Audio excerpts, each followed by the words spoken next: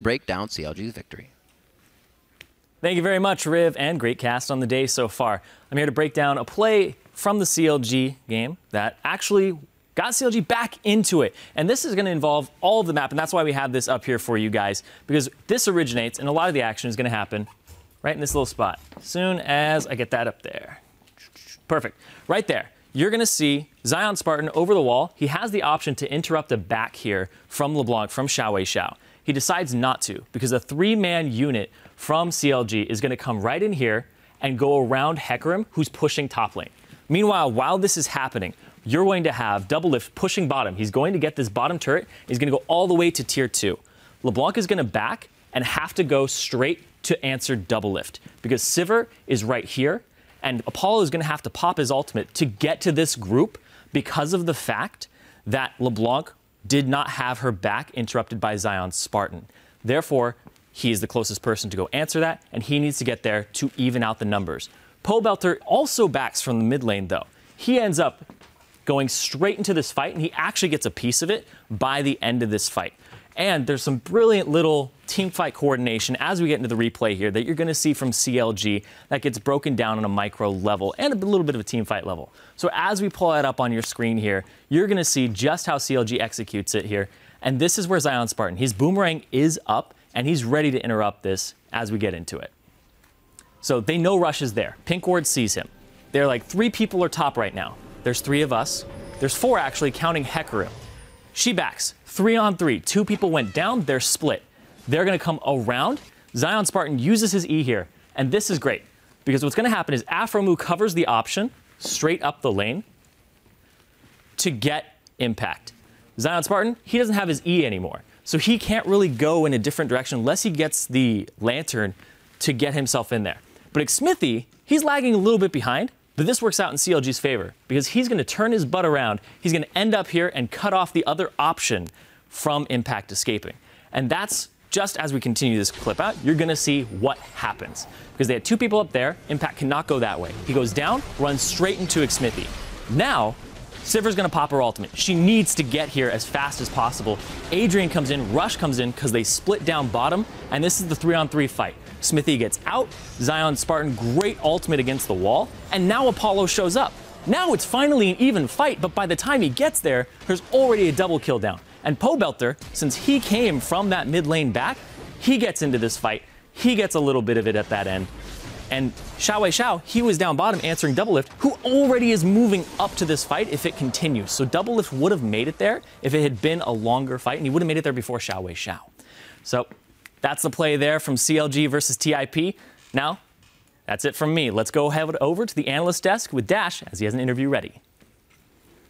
Thank you, Zyrene. Joined here by Zion Spartan and Doublelift after a very solid victory there. We were joking going into the game. This is going to be the battle between order and chaos. As we know, Impulse loves to play a chaotic game. They're very unpredictable in the way that they play.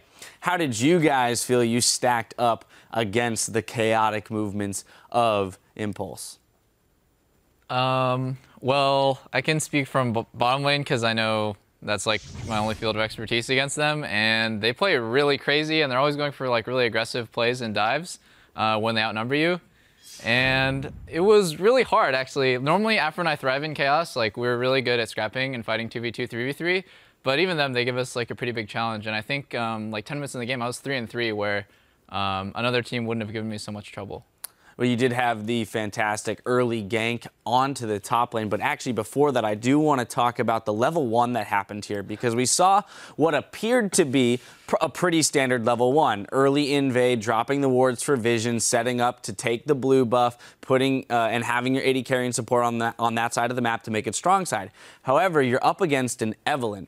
So Zion, was this something that was considered, the fact that Evelynn was going to be able to walk through those wards, and you guys would never have known that you were actually walking into a straight-up 3v4 because you had back to go top lane? I mean, yeah, that's definitely a possibility. I think the biggest thing is we just messed up our wards, so we didn't even have every lane covered. So we didn't even know where like their whole team could be. Their whole team could have just walked top lane, and it would have been 5 people sitting in the brush. So that was probably our biggest mistake that game, and we didn't really think about Evelynn specifically walking through the wards, because that wouldn't really matter. What would have mattered is their whole team being there, and since we messed up our ward vision, it was really bad. All right, but a small miscalculation there, and you guys clawed your way back into the game after that. As I mentioned, the quick gank top lane secured 2 kills for 1 up there for you, Doublelift. The other thing before we get into the rest of the game is the fact that the Fizz and the Yasuo bans came out. And more just a curiosity as to whether or not that's just an immediate response to yesterday's play, or if this is something that Impulse has been showcasing throughout Scrim, saying like, no, we will play this all the time, and you're not up against the double assassin of their team.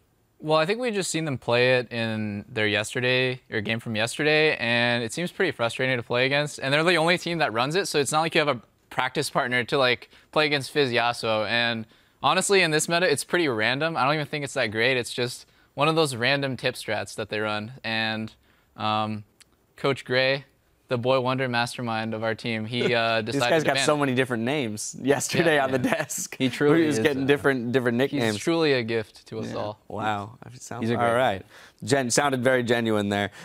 Zion up against Impact in the top lane. On the desk prior, we were talking about some of the best top laners in the league. You and him both being up there. How is it playing against him?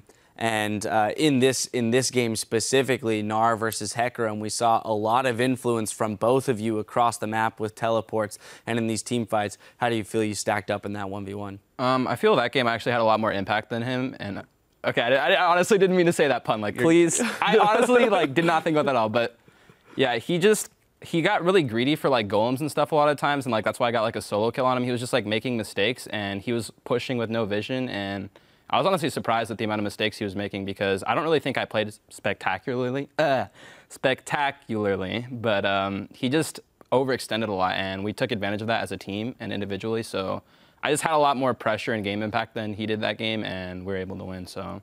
All right, and we saw the Sedge pick locked in here. Doublelift, this is to you. In the past, Xmithy has gotten a lot of flack for his Sedge play, but simply picking the champion demonstrates the fact that the team has confidence in his ability to play that champion. So the question here is, how does a pro team discuss and develop the trust and basically the list of champions that like this is something we are entirely comfortable with everyone playing, so that when you get to the stage and you say Sedge is the right pick, you're not questioning the one subpar game that you're remembering from the past? Yeah, well, I know Smithy got a lot of flack for his playoff game as Sedge, and I feel like in the order list of things we consider when we pick champions, dank memes is at like the very bottom.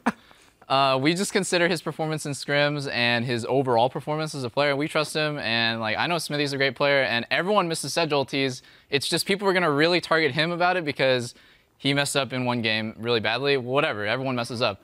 Like Faker gets solo killed by Febivin. That's not like a sweet meme everyone runs around with. Absolutely. I mean, no, and that is the point, right? Is the other side of the story here, in that there was one missed ult. The rest in this game were actually pretty spectacular. He had a phenomenal ult there at the very end of the game to lock up those last 2 kills, secure the push down the top lane. Finally, kind of removing ourselves from this game and looking back down on CLG as an organization, spoke to Afromoo and Pobelter a little bit yesterday about the restructuring and bringing in the 2 mid laners. I mean, today, Pobelter 9, 1, and 10 on Azir with only the 1 death to kind of the cheeky Evelyn coming out of nowhere kill on his back. Seems to be performing very well so far. So just from both of you, want to hear how you feel the integration process is coming along and how you feel the team is evolving through the split so far. I think it's going pretty well. I think individually in terms of mechanics and stuff, we have all the lanes that can be really strong and can go up against the top of NA, so that's really good. And we also have what we had before with the shot calling. Link was a big part of that, but Afro has been stepping up. Everyone's been stepping up on the team to kind of fill that void, and it's been meshing along really nicely. And with the structure we have and the coaching staff, it's just really easy to keep improving. And as long as we stay on that track of improvement, we'll be great for playoffs, but fingers crossed, Yeah, definitely. I just agree. The track we're on, I think last split we got into the kind of hole. It's oh, we're pretty good, now what? It's really hard to decide what to do next, but now I think we know we're not the best or anything right now, but I think we're pretty good. And we definitely have the people on the team and the right roster and definitely the right coaching to figure out what to do, like what's next. It sounds like you have the rapport with the coaching staff at this point where, oh, yeah. you know, we sleep in the same bed.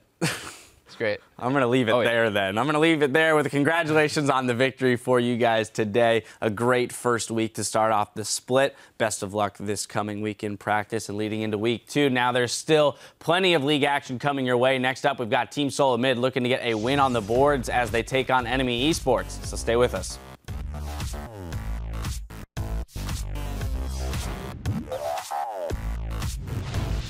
What's a good song, guys? About a week ago. Started from the bottom, now we're here. Oh wait, no, yeah, we can do that one. Start from the bottom, now we're here. I'll do the beat.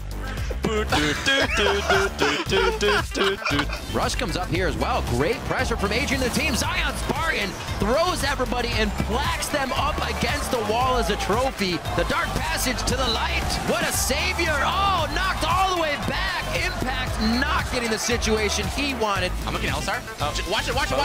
There's Eve. Back Yeah, up. Only people Yeah, I got you. Yeah, am I going L-Star right now? Yep. L-Star. Come back. Hey, stay together. On the tanks. Keep kiting back. Eve. I'll get him. Can we go Baron? An ult from Pobelter kept everybody out of the pit. Smithy follows through. He hits the Glacial Prison. Counter Logic Gaming walk away from week 1 2-0.